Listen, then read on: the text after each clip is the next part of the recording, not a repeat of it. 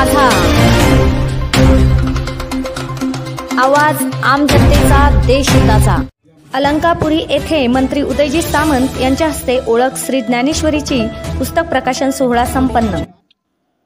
शालेय शिक्षणात ज्ञानेश्वर महाराजांचे चरित्र विद्यार्थ्यांना आकलन होण्याच्या दृष्टीने आणि विद्यार्थ्यांच्या मूल्य संवर्धनासाठी ओळख श्री ज्ञानेश्वरीची या पुस्तकाची शालेय शिक्षणातील गरज लक्षात घेऊन त्याचे पुस्तकात रूपांतरित करण्याचे कार्य लेखक ह.भ.प. श्री वासुदेव पांडुरंग शेवाळे यांनी केले। ओळख श्री ज्ञानेश्वरीची व परिचय भागवत धर्माचा पुस्तकाचे यथोचित अनावरण महाराष्ट्राचे उद्योगमंत्री व मराठी भाषा मंत्री श्री उदयजी सामंत यांच्या हस्ते आळंदी येथे झाले।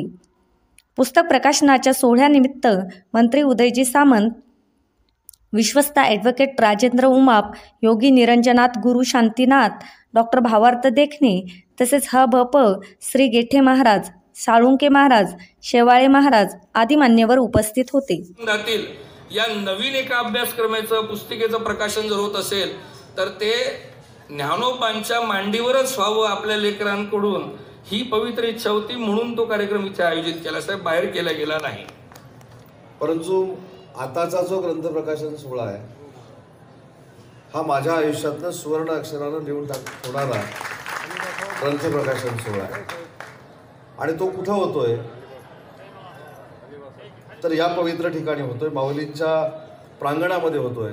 तुकारामांची गाथा अभंग स्वरूपाची आम्ही ई बुकमध्ये आणणार म्हणजे आणणार, हा पण आम्ही सगळ्यांनी केलेला आहे। आणि हे सगळे जे साहित्य आहे, संत साहित्य आहे, हे टिकलं पाहिजे आणि ते समोरच्या पुढच्या पिढीपर्यंत पोचलं पाहिजे असं समजणारा मी कार्यकर्ता आहे। आणि जी इतके वर्षाची तुमची मागणी आहे, या परिसराला जी काही प्रलंबित निधी देण्याची आवश्यकता आहे महाराष्ट्र शासनामार्फत, ती देण्याची व्यवस्था पुढच्या काही कालावधीमध्ये नक्की केली जाईल, हा माझा तुम्हाला दिलेला शब्द आहे। कारण मला दरवर्षी इथे यायचं आहे। तुम्ही कशा पद्धतीनं माऊलींचा विचार पुढे नेऊ शकता, कशा पद्धतीनं तो पुढे नेलेला आहे आणि त्याचं रूपांतर आता अभ्यासक्रमामध्ये झालेलं आहे। पण तो अभ्यासक्रम करणारे कोण आहेत ते फक्त इथं कळण्यापेक्षा महाराष्ट्राच्या कानाकोपऱ्यामध्ये पोचले पाहिजेत।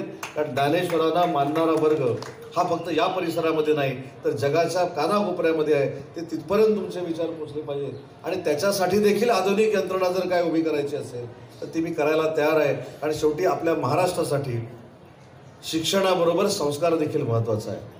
आणि या ग्रंथातनं मला असं वाटतं की तुम्ही संस्कार देताय आणि तो संस्कार शालेय विद्यार्थ्यांपर्यंत पोचला पाहिजे, त्याच्यावर अभ्यास झाला पाहिजे, ही तुमची प्रामाणिकपणाची भावना आहे।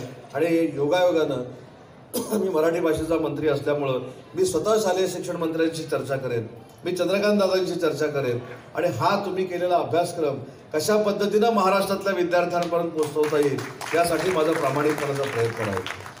या निमित्ताने सगळ्या शाळांना मी विनंती करतो, सगळे शिक्षक इथं बसलेले जे हा उपक्रम वेगवेगळ्या ठिकाणी पोहोचवत आहेत, आपल्या शाळेमध्ये जेवढं शक्य होईल तेवढा हा उपक्रम पोहोचवा आणि एक संस्कारक्षम पिढी तयार करा।